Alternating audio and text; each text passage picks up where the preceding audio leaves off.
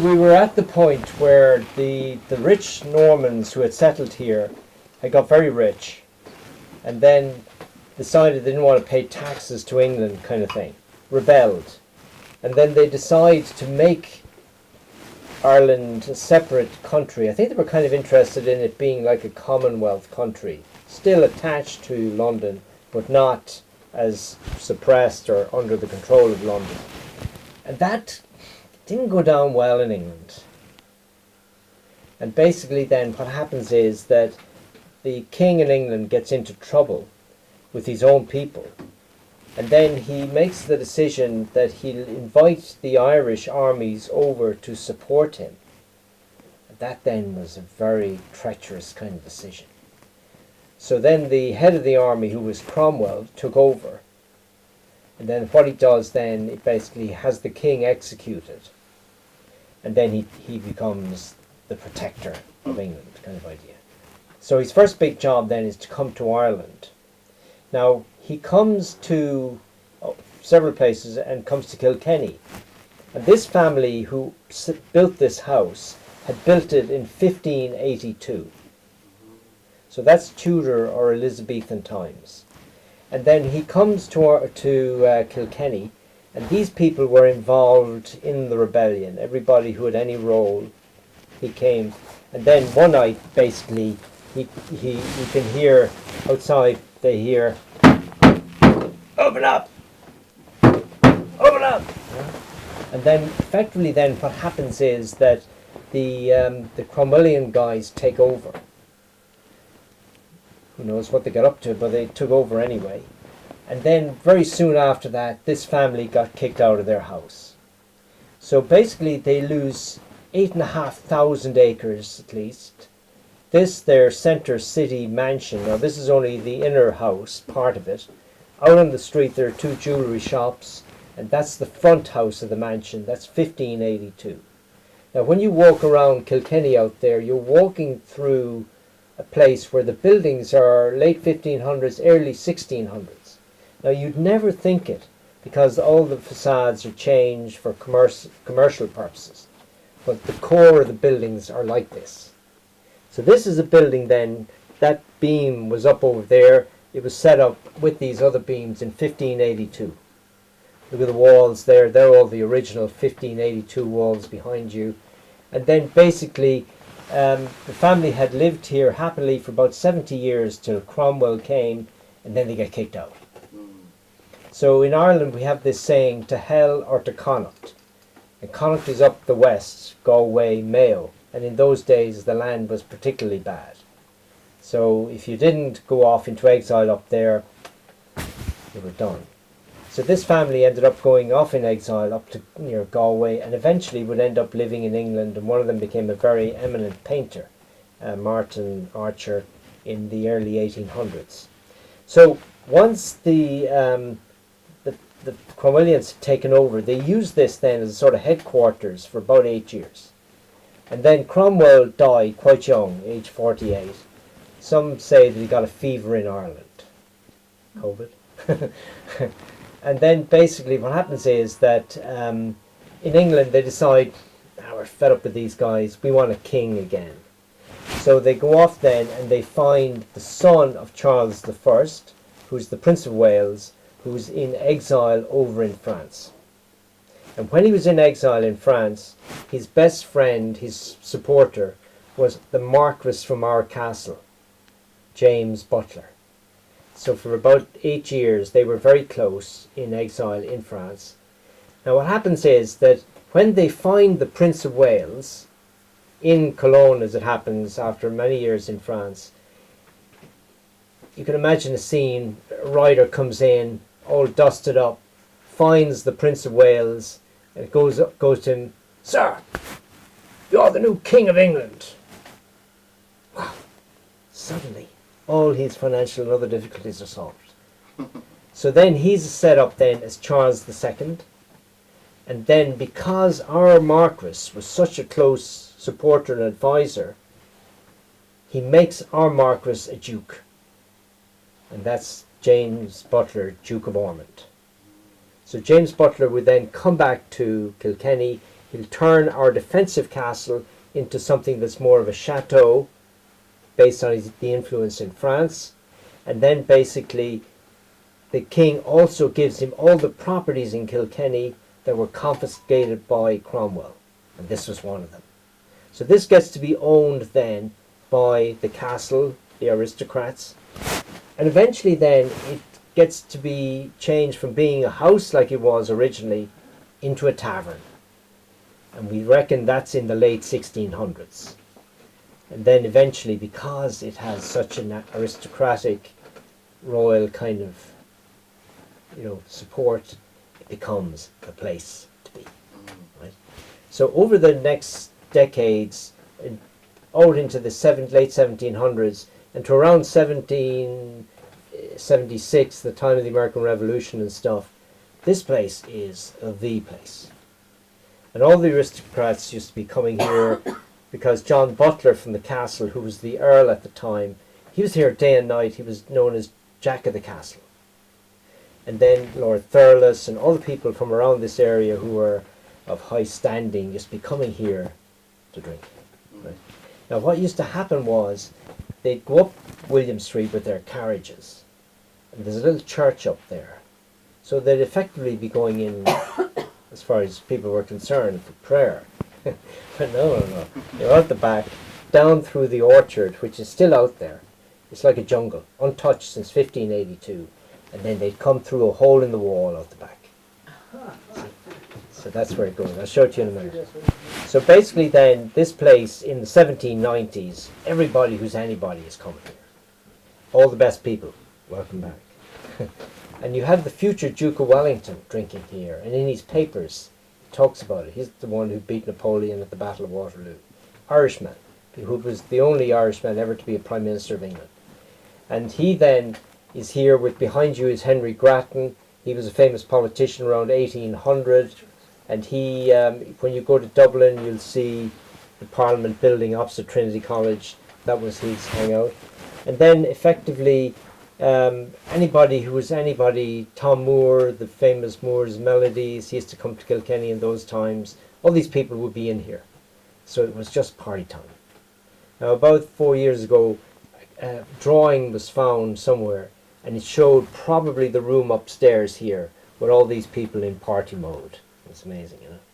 So unfortunately then, when the Earl perished, John Butler, it kind of lost its way, became a French restaurant for a period, and then eventually we have the famine in the early to mid 1800s, and probably everything's shut down. So this place then shut down.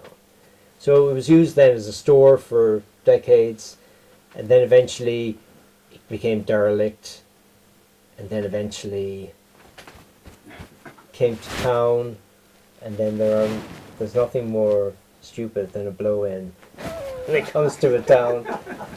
And I saw the building and I thought, it would be interesting to get it and do it up.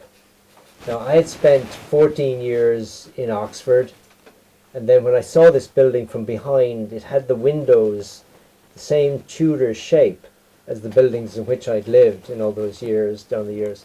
So I think subconsciously it rang a bell, and then I bought it the following year without standing in it, without getting surveyed, without knowing anything about it. Nobody locally wanted to take it on because they all realized national monument, heritage building, financial. But this guy who'd arrived into town bought it.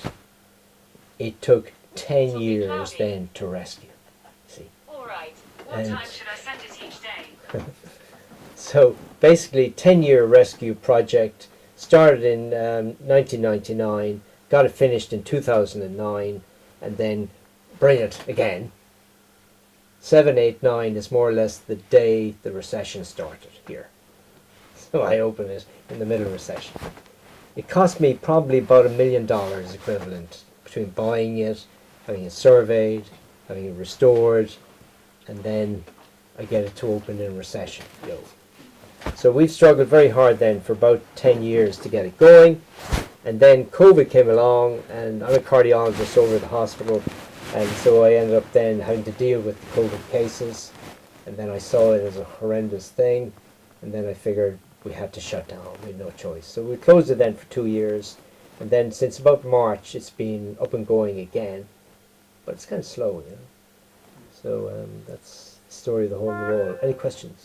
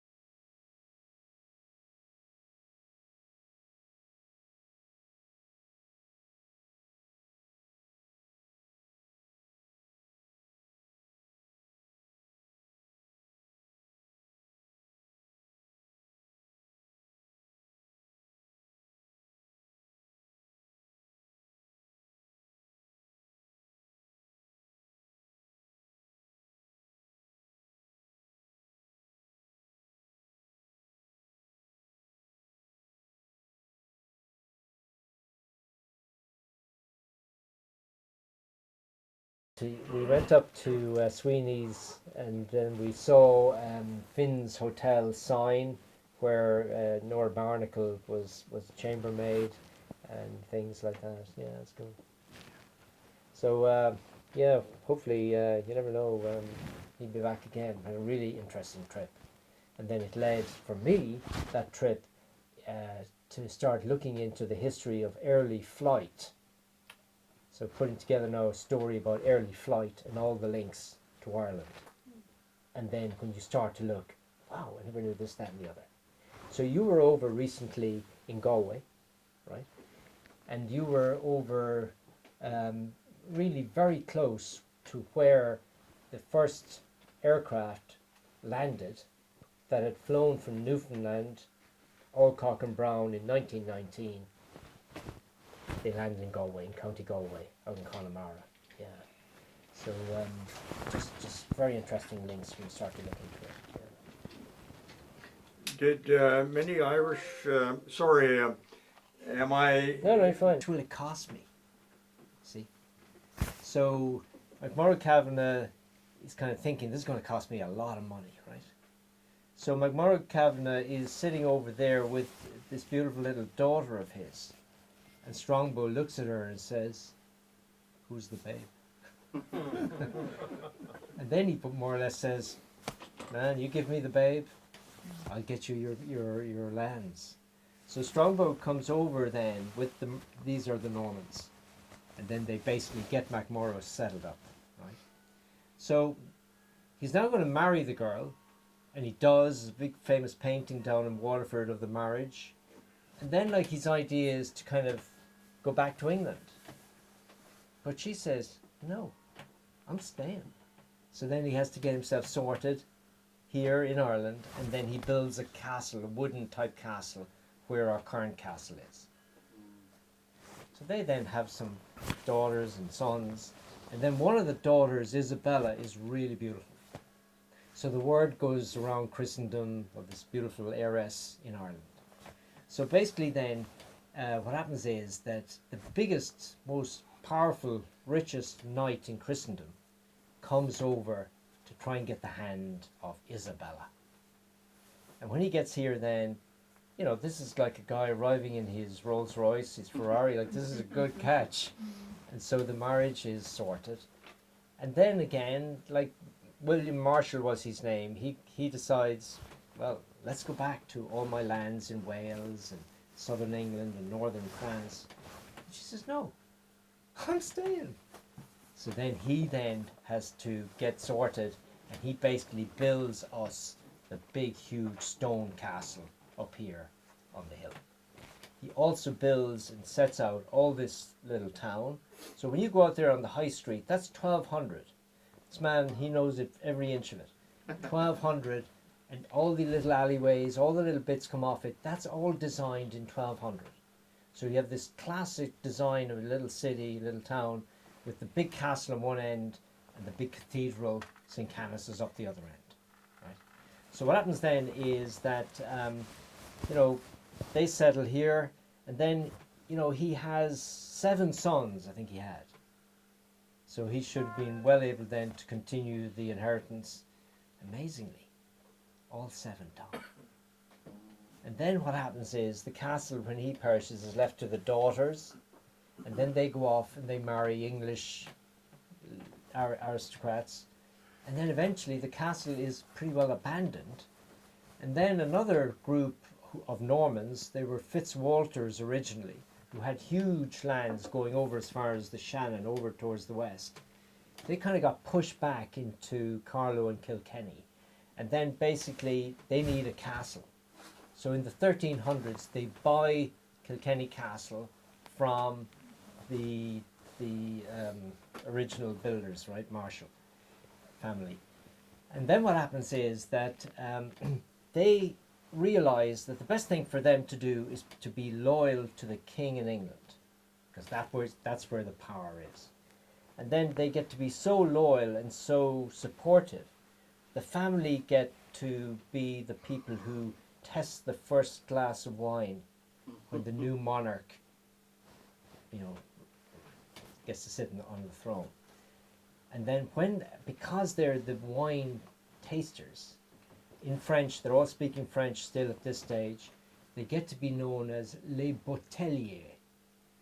And in French, a bottle is bouteille. So the les bouteilliers or bouteilliers are the people who drink the first taste from the wine that the new king is going to drink. And then that term bouteiller turns into butler. And the butlers are the people who then are the people inhabiting the castle. Got it? Yeah. So then basically for a good lot of years, centuries, the butlers and everybody up there fairly well sorted. And then all the Norman families who were living in this area, they get very rich, huge amount of land, and then eventually they kind of get tired of paying, taxes to London. Where did I hear that before? In America, 1776, right? So basically then what happens is they rebel in 1642. Now, if you go to war, you gotta win. Because if you don't, you're gonna lose your house. And there's a guy over there somewhere in some part of this world who has gone to war and he might yet lose his house. Kenji, who are you? Come in, welcome. How you doing? I thought Kenji, you might interrupt. no, you come in. No, we're okay. We're on. Are you filming? Yeah, we're making. This Doug, he's all the way from Toronto. He's making a record of his trip in Ireland. If I can suggest, anybody that has any questions or wants Drake. a story told, just jump right in and ask them questions, and I'll just tape the whole thing. Yeah. No. So If if you that's want a all right drink- with you. Yeah. Yeah, should I get a drink for them first? Do you want to hold for a minute? We'll get Yeah, the drink? sure. Yeah. Just And, one and we question. can shut off.